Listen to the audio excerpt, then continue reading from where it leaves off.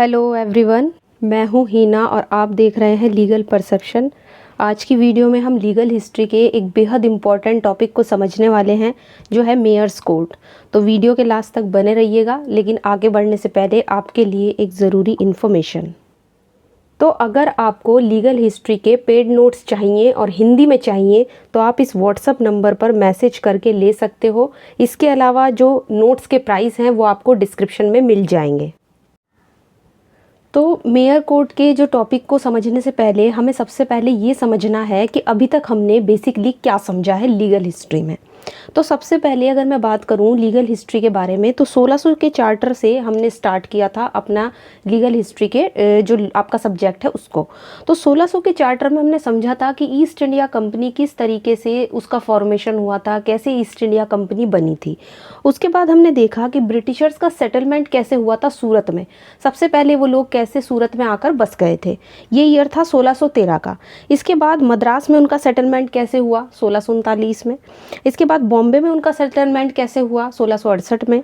और लास्ट में हमने देखा था कि कलकत्ता में ब्रिटिश सेटलमेंट कैसे हुआ 1690 में। तो हमने फाइनली ये सारी वीडियोस एक एक करके हमने कवर की है, एक एक टॉपिक को बहुत ही अच्छे से डिस्कस किया है। तो अब जैसे हम इसका बैकग्राउंड समझ चुके हैं, तो अब हमें समझना है कि यहाँ के इसके बाद कि कैसे मेयर कोर्ट इस्टेब्लिश हुए हैं, कैसे एक जैसा जुडिशियल सिस्टम लाने के लिए 1726 का चार्टर लाया गया था। तो सबसे पहले बात करेंगे 1726 के चार्टर की। लेकिन इसको समझने से पहले ये समझो कि जिस तरीके से हमने देखा कि ब्रिटिशर्स का सेटलमेंट अलग अलग जगहों पर हुआ है, जैसे सूरत में हुआ है, मद्रास में हुआ है, चाहे बॉम्बे में हो या कलकत्ता में हो, वहाँ पर जितनी भी ये जगहें थी इन सब में क्या होता था कि जुडिशियल सिस्टम अलग अलग होता था। जो वहाँ पे लॉ एंड जस्टिस करने का तरीका था वो भी अलग था। हमने देखा जुडिशियल सिस्टम, हमने पढ़ा है ना, जो भी वीडियोज़ हैं उनमें मैंने बताया है कि जुडिशियल सिस्टम वहाँ का कैसा कैसा था। तो ये जो जुडिशियल सिस्टम था ये हर जगह का अपना अलग था, चाहे बॉम्बे की बात हो, मद्रास की बात हो या कलकत्ता की बात हो। तो एक जैसा जुडिशियल सिस्टम लाने के लिए, एक जैसी न्याय व्यवस्था को लागू करने के लिए उस समय इंग्लैंड में किंग थे जॉर्ज फर्स्ट। अब जॉर्ज फर्स्ट ने एक चार्टर इशू किया 24 सितंबर 1726 को। और इस चार्टर से ये प्रावधान कर दिया गया कि अब तीनों प्रेसिडेंसी में, मद्रास में, बॉम्बे में और कलकत्ता में, इन तीनों में मेयर्स कोर्ट जो हैं वो इस्टेब्लिश किए जाएंगे। जो मेयर्स कोर्ट होंगे उनकी स्थापना की गई इस चार्टर से। और सारी प्रेसिडेंसी शहरों के लिए एक जैसी न्याय व्यवस्था लागू की गई। तो बेसिकली इसका निर्माण जो है, ये जो मेयर्स कोर्ट थे ये किस चार्टर से बनाए गए थे? 1726 के, जो आपका राजलेख है या चार्टर भी आप कहते हो, उससे ये बनाए गए थे। तो ये तो था इसका एक छोटा सा बैकग्राउंड कि इस चार्टर से क्या किया गया। अब हम जो समझेंगे ना वो इसके हम मेन प्रोविजन समझेंगे कि बेसिकली केवल इससे मेयर कोर्ट से इस्टेब्लिश नहीं किए गए थे, बल्कि और भी कई सारे प्रोविजंस जो हैं वो ऐड किए गए थे। अब बात करेंगे 1726 के चार्टर के मेन प्रोविजंस की। हालांकि देखो, मैं आपको एक बात बता दूं कि 1687 में एक चार्टर लाया गया था, जिससे पहले ही मद्रास में एक मेयर कोर्ट इस्टेब्लिश किया गया था। लेकिन 1726 में ये व्यवस्था की गई कि एक चार्टर लाकर तीनों प्रेसिडेंसी में अलग अलग मेयर कोर्ट इस्टेब्लिश होने चाहिए। और इसी चीज़ को देखते हुए एक जैसा जुडिशियल सिस्टम लागू करने के लिए ही मेयर्स कोर्ट इस्टेब्लिश किए गए थे। तो सबसे पहले मेन प्रोविज़न की अगर हम बात करें तो बॉम्बे, मद्रास और कलकत्ता में नगर निगम की स्थापना की गई। अब म्यूनिसिपल कॉरपोरेशन क्या होता है? देखो, जैसे आप देखते हो कि जो शहरी क्षेत्र होते हैं, अर्बन एरियाज़ होते हैं, जैसे आप दिल्ली ले लो तो वहाँ पे भी एक म्यूनिसिपल कॉरपोरेशन है। अब उस म्यूनिसिपल कॉरपोरेशन का हेड कौन होता है? मेयर होता है। तो ठीक वैसा ही उस टाइम पर भी था कि म्यूनिसिपल कॉरपोरेशन का हेड मेयर होता था और मेयर का अपना एक कोर्ट होता था, उसका एक अपना न्यायालय होता था जिसको हम बोलते थे मेयर्स कोर्ट। तो यहाँ पर नगर निगम जो ये स्टैब्लिश किया गया तीनों प्रेसिडेंसी में, इसमें एक मेयर होता था जो उस कॉरपोरेशन का हेड था। इसके साथ ही उसके साथ 9 एल्डरमैन होते थे। कितने? 9 एल्डरमैन। तो ये इसका हम स्ट्रक्चर पढ़ रहे हैं किस तरीके से उसके अंदर जो लोग थे वो काम करते थे। ठीक, तो मेयर और 9 एल्डरमैन। इसमें से जो मेयर और 7 एल्डरमैन होते थे उनका इंग्लिश मैन होना बहुत ज़रूरी था। मतलब इंग्लिश मैन को ही हेड बनाया जाता था और जो 7 एल्डरमैन थे वो भी इंग्लिश मैन होने ज़रूरी है। बाकी के जो दो एल्डरमैन होते थे वो ऐसे लोगों में से लिए जाते थे जो कंपनी के फ्रेंड वगैरह होते हैं, और वो किसी भी कास्ट के हो सकते थे। ऐसा कोई नहीं था कि वो इंग्लिश मैन ही हो। तो बाध्यता किस चीज़ पर थी कि जो मेयर है, जो हेड है, वो इंग्लिश मैन होना चाहिए चाहिए और जो 9 में से जो 7 एल्डरमैन हैं वो इंग्लिश मैन होने चाहिए। इसके अलावा अगर हम कार्यकाल की बात करें तो जो मेयर का कार्यकाल होता था वो 1 साल का होता था, ठीक। और जो एल्डरमैन की पोस्ट होती थी वो कैसी होती थी, वो होती थी आपकी स्थायी, बिल्कुल, ठीक। तो इस पद के लिए देखो जो मतलब ये जो एल्डरमैन का काम था ये बिल्कुल पद स्थायी था, आजीवन काल तक वो अपने पद पर रह सकते थे, या फिर जिस प्रेसिडेंसी में शहर में वो निवास कर रहे हैं उस तक, जब तक वो शहर में निवास करेगा वो व्यक्ति एल्डरमैन के पोस्ट पर रहेगा, ठीक। तो यहाँ पे टाइम लिमिट किस पर लगाई गई है, मेयर के ऊपर। मेयर का टाइम पीरियड जो उसका टेन्योर होता था वो 1 साल का, बाकी एल्डरमैन तो या तो सारी ज़िंदगी तक या जब तक वो उस शहर में, उस प्रेसिडेंसी शहर में रहता है तब तक अब उस पर रह सकता था, ठीक। और जो मेयर होते थे, जो एल्डरमैन होते थे, उनके लिए अपने पोस्ट पर निष्ठापूर्वक काम करने के लिए शपथ ग्रहण करना बहुत ज़रूरी होता था। इसके अलावा जो गवर्नर जनरल और उसकी काउंसिल थी उसके द्वारा मेयर और एल्डरमैन के पद के दुरुपयोग पर उन्हें पोस्ट से हटाया जाता था। तो गवर्नर और उसकी काउंसिल को ये पावर दी हुई थी कि अगर कोई भी मतलब जैसे मेयर है वो तो हेड हो गया कॉरपोरेशन का, या एल्डरमैन है, अगर वो अपनी पोस्ट का दुरुपयोग करते हैं या कोई गलत कार्य करते हैं जो उन्हें नहीं करना चाहिए उस पोस्ट पर रहते हुए, तो क्या होता था कि उनको उनके पद से गवर्नर और उसकी काउंसिल के द्वारा हटा दिया जाता था, ठीक। तो यहाँ पे ये चीज़ हमें ध्यान रखनी है। ये सबसे पहला और मेन इम्पॉर्टेंट प्रोविज़न था इस 1726 के चार्टर का कि तीनों प्रेसिडेंसी में एक एक कॉरपोरेशन जो है वो इस्टेब्लिश की गई। अब हम देखते हैं 1726 के चार्टर का नेक्स्ट इम्पॉर्टेंट प्रोविज़न क्या है। तो इसका सबसे इम्पॉर्टेंट प्रोविज़न था कि हर प्रेसिडेंसी शहर में मेयर कोर्ट्स की स्थापना। ये जो मेयर्स कोर्ट थे ये हर प्रेसिडेंसी शहर में इस्टेब्लिश किए गए थे, क्योंकि अभी हमने देखा कि बॉम्बे, मद्रास और कलकत्ता जो तीनों प्रेसिडेंसी थी उनमें कॉरपोरेशन को इस्टेब्लिश किया गया था, कॉरपोरेशन की स्थापना की गई थी। और मैंने बताया कि कॉरपोरेशन का हेड जो है वो मेयर होता है और उसके साथ उसी में 9 एल्डरमैन भी हुआ करते थे, जिनमें से 7 एल्डरमैन और मेयर का इंग्लिश मैन होना बहुत ज़रूरी था। तो हर प्रेसिडेंसी में जो मेयर्स कोर्ट होते हैं उस कॉरपोरेशन के हेड का ही अपना एक कोर्ट होता था जिसे हम मेयर्स कोर्ट कहते हैं।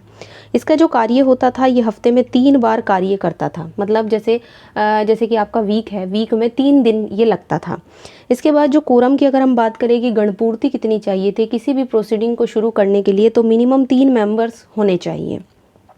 अपील की अगर बात की जाए कि अपील अगर इसके जजमेंट के खिलाफ करनी थी, जैसे मेयर्स कोर्ट ने अगर कोई जजमेंट दे दिया और उससे कोई व्यक्ति पीड़ित है या परेशान है और वो अपील करना चाहता है, तो वो अपील होती थी गवर्नर जनरल और काउंसिल के कोर्ट में। लेकिन तब जब मामले की विषय वस्तु की वैल्यू, यानी कि जो केस में जो वैल्यू है, उसमें जो मूल्य है वाद की विषय वस्तु का, वो 1000 पगोड़ा से ज़्यादा हो, ठीक। तो 1000 पगोड़ा से ज़्यादा होने पर फिर अपील जाती थी कहाँ पर, किंग इन काउंसिल के यहाँ पर। किंग इन काउंसिल कहाँ पर थी, ये थी आपकी इंग्लैंड में। तो यहाँ पर ध्यान रखने वाली बात यह है कि अगर इसके जजमेंट के खिलाफ अपील करनी है तो ये जाती थी आपकी गवर्नर जनरल और काउंसिल के यहाँ पर, और अगर 1000 पैगोडा से ज़्यादा का मामला है तो वो जाता था किंग इन काउंसिल के यहाँ पर। ये 1000 पगोड़ा क्या है, तो पगोड़ा का मतलब एक करेंसी से है जो उस टाइम पर चला करती थी और कुछ नहीं है, ठीक। तो यहाँ पे करेंसी की बात हो रही है। तो अगर इससे ज़्यादा का कोई मामला है तो अपील कहाँ जाती थी, किंग इन काउंसिल के यहाँ पर, ये चीज़ ध्यान रखनी है। लेकिन 1000 रुपये से जो कम मूल्य के वैल्यू केसेस थे वो जाती थी गवर्नर जनरल और उसकी काउंसिल के यहाँ पे अपील, ठीक। तो 1000 तक के मामले गवर्नर जनरल काउंसिल के यहाँ और 1000 से ज़्यादा के हो गए आपके कहाँ पर, किंग इन काउंसिल के यहाँ पर। बस पगोड़ा ध्यान रखना है क्योंकि ये उस टाइम पे करेंसी हुआ करती थी। ज्यूरिडिक्शन की बात करें तो ये सिविल केसेस भी देखता था और जो आपके वसीयत से रिलेटेड मामले थे उनको भी देखता था, ठीक। और साथ ही इन कोर्ट में शांति न्यायाधीशों की भी नियुक्ति की गई थी, मतलब जो जस्टिस ऑफ पीस होते थे उनकी भी नियुक्ति यहाँ पर की गई थी। इसके साथ ही मेयर कोर्ट एक अभिलेख न्यायालय भी होता था, मतलब कोर्ट ऑफ रिकॉर्ड भी होता था, और अगर कोई व्यक्ति कंटेम्प्ट ऑफ कोर्ट का दोषी है तो उसको ये पनिशमेंट भी दे सकता था। तो ये चीज़ ध्यान रखनी है। तो बहुत ही इंपॉर्टेंट प्रोविज़न था मेयर कोर्ट्स का जो लाया गया था 1726 के चार्टर के द्वारा। इसी चार्टर का एक और इम्पॉर्टेंट प्रोविज़न ये था कि जो फौजदारी के मामले होते जो क्रिमिनल केसेस होते थे उनमें जूरी के द्वारा परीक्षण किया जाता था। अब कहने का मतलब क्या है, देखो मेयर कोर्ट्स को तो अधिकारिता नहीं थी क्रिमिनल केसेस देखने की, वो तो सिर्फ सिविल मैटर्स या फिर वसीयत से रिलेटेड मैटर्स देखता था। तो फिर फौजदारी के मामलों में उसको तो कैपेसिटी नहीं थी, वो तो देख ही नहीं सकता था।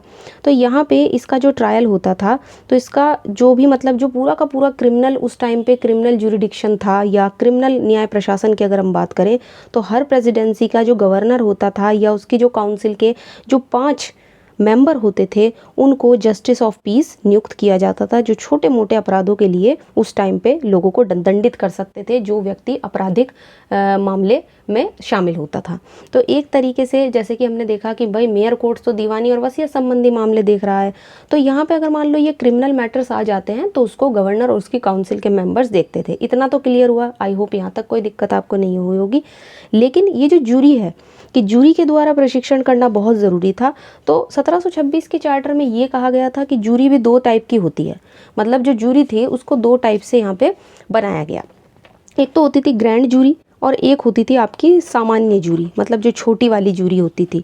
ठीक, तो यहाँ पे एक चीज़ ये ध्यान रखनी है कि जूरी में अब देखो बहुत सारे मेंबर्स होते थे, उनसे राय ली जाती थी कि अगर मान लो किसी व्यक्ति को किसी क्राइम के लिए पनिशमेंट देनी है तो जूरी मिलके ये तय करती थी कि जिसको पनिशमेंट मिल रही है वो सही दी जा रही है या नहीं। तो बेसिकली ये देखना होता था। ठीक, और यहाँ पे जस्टिस ऑफ पीस हुआ करते थे जैसे कि मैंने बताया, और उनके सामने जब कोई मैटर्स डाला जाता था या उनके सामने जब कोई केस लाया जाता था तो वो उस न्यायाधीश के लिए ये ज़रूरी होता था जो जस्टिस ऑफ पीस थे कि वो प्रोसिक्यूशन और जो आपका अभियुक्त है दोनों के बयान लेकर एविडेंस के आधार पर मामले की सबसे पहले वो प्राइमरी जांच करते थे और फिर मामले को क्या करते थे गवर्नर जनरल और काउंसिल के सामने, जो उसकी काउंसिल थी उनके सामने जांच पड़ताल के लिए ले जाने से पहले उसे ग्रैंड जूरी की राय लेना उन्हें ज़रूरी होता था। ठीक, तो ग्रैंड जूरी होती थी और एक छोटी जूरी होती थी, तो ये चीज़ ध्यान रखना है। अच्छा, ग्रैंड जूरी में कितने मेंबर्स होते थे? 23 सदस्य होते थे, तो ये ध्यान रखना है। तो अब नेक्स्ट जो प्रोविज़न है वो इसी चार्टर का वो ये था कि कंपनी को विधायनी शक्ति, यानी जो ईस्ट इंडिया कंपनी थी उसको यहाँ पर लेजिस्लेटिव पावर मिल गई थी। अब देखो सारा का सारा जो काम था उस टाइम पे वैसे गवर्नर ही हेड होता था, है ना। हमने देखा भी है कि जब हमने सूरत में ब्रिटिश का सेटलमेंट पढ़ा या मद्रास में पढ़ा, बॉम्बे में पढ़ा या कलकत्ता में पढ़ा, तो सब जगह पे गवर्नर हेड होता था और उसकी जो परिषद थी, उसकी जो काउंसिल थी उसमें 4 से 5 मेंबर हुआ करते थे, तो वही मिलकर पूरा का पूरा जो सेटलमेंट है वो देखा करते थे। तो इनको एक पावर और दे दी गई थी इस चार्टर से कि कंपनी जो है अब से लेजिस्लेटिव पावर भी रखेगी, मतलब वो खुद ही लॉज बनाएगी, रूल्स बना सकते हैं, ऑर्डिनेंस तैयार कर सकते हैं, ये सारे राइट्स उनको दे दिए गए थे कि वो क्या कर सकती है, इन सब चीज़ों को भी देख सकती है। ठीक, लेकिन जो गवर्नर है उसके द्वारा जो भी लॉज बनाए जाते हैं अगर कोई व्यक्ति उनका उल्लंघन करता है तो उसको पनिशमेंट भी दी जाती थी। तो ये इंपॉर्टेंट कुछ प्रोविजंस थे आपके 1726 के चार्टर के, जिसने कॉरपोरेशन को इस्टेब्लिश किया तीनों प्रेसिडेंसी में, उसके साथ ही मेयर्स कोर्ट को इस्टेब्लिश किया। इसके बाद जूरी का प्रशिक्षण लिया जाने लगा, जो परीक्षण था वो कर सकते थे, जांच कर सकते थे अगर कोई क्रिमिनल मैटर्स होता था, फौजदारी मामला होता था। और उसके बाद कंपनी को कुछ लेजिस्लेटिव पावर मिल गई जिससे वो लॉज बना सकते हैं, रूल्स बना सकते हैं, ऑर्डिनेंस भी पास कर सकते हैं। अब हम लास्ट में समझेंगे 1726 के चार्टर का क्या इंपॉर्टेंस रहा। तो अगर हम इसके सारे प्रोविज़न समझ चुके हैं और आपको यहाँ तक कोई दिक्कत नहीं है, तो अब हम इसके जो है वो क्या समझेंगे, हम इसकी इम्पोर्टेंस समझेंगे कि बेसिकली इस चार्टर की क्या इम्पोर्टेंस रही। तो सबसे पहले इम्पोर्टेंस की अगर बात करें तो इसने तीनों प्रेसिडेंसी में एक जैसी जुडिशियल सिस्टम को लागू कर दिया। मतलब देखो जैसे हमने देखा था कि जब हमने ब्रिटिश सेटलमेंट पढ़ा था तो चाहे सूरत हो, मद्रास हो, बॉम्बे हो या कलकत्ता हो, सब जगह पे जो जुडिशियल सिस्टम था, जो लॉ एंड जस्टिस का तरीका था वो बिल्कुल अलग अलग था। लेकिन इस चार्टर के आने के बाद क्योंकि कॉरपोरेशन को इस्टेब्लिश कर दिया गया और मेयर्स कोर्ट को इस्टेब्लिश कर दिया गया तो उसके बाद एक जैसा जुडिशियल सिस्टम होने लगा। इसके बाद मेयर कोर्ट का स्तर ब्रिटिश कोर्ट के बराबर हो गया। मेयर कोर्ट का जो स्तर था वो बहुत ही ऊंचा था और जैसे ब्रिटिश में कोर्ट हुआ करते थे, ब्रिटिशर्स के कोर्ट हुआ करते थे, उसके जैसा ही स्तर इन मेयर कोर्ट्स का भी था। ठीक, और इसके बाद क्या होता है कि भारतीय न्याय पद्धति और इंग्लिश न्याय पद्धति में घनिष्ठ संबंध स्थापित हो गए और जो गवर्नर जनरल काउंसिल थी उसको लेजिस्लेटिव पावर भी इससे दे दी गई। तो ये कुछ ऐसे ही इम्पोर्टेंट बातें थी इस चार्टर की जिसने इसकी इम्पोर्टेंस बढ़ा दी और ये बहुत ही ज़्यादा इम्पोर्टेंट रोल प्ले करता है लीगल हिस्ट्री में। तो यहाँ तक हमने देखा कि 1726 के चार्टर से किस तरीके से क्या होता है कि एक मेयर्स कोर्ट जो है, एक मेयर कोर्ट जो है इस्टेब्लिश किए जाते हैं। तो आई होप आज की वीडियो आपको अच्छी लगी होगी। वीडियो अगर अच्छी लगी है तो इसको लाइक कर दीजिए, ज़्यादा से ज़्यादा शेयर कीजिए और अगर चैनल पे नए हैं तो इसको सब्सक्राइब कर लीजिए। इसके अलावा आप हमें टेलीग्राम पे भी ज्वाइन कर सकते हो। तो आज की वीडियो में इतना ही।